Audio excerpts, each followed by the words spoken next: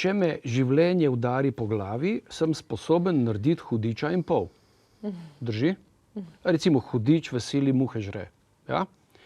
Parafraza pa je, če sem že sposoben narediti hudiča in pol, zakaj me mora potem življenje udariti po glavi? In tukaj je vsa filozofija. Predispozicija je, ali boš iz tega kaj naredil ali ne, no to je pa že druga zgodba. Torej, če lahko jaz dam še svoj odgovor. Glejte, velja prepričanje, da če si ti v šoli priden, boš naredil šolo, boš dobil poklic, super. A ne? In tudi to, peč študirati nekaj, kar dela denar, ne, recimo, nekaj, kar boš našel zaposlitev.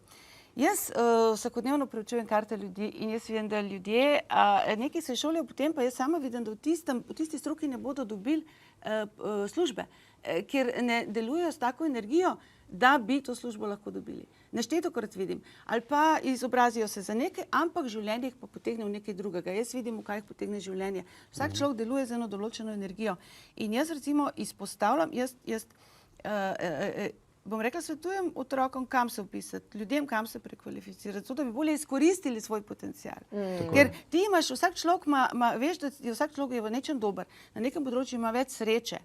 In astrolog to zna identificirati, zna povedati, kaj to je, katera energija je to. A je to energija, rečemo, Venere, kar je recimo umetnost, estetika, lepota, ali je to energija Merkurja, ki je intelektualno. Se pravi, je to neka taka podpora. Absolutno je to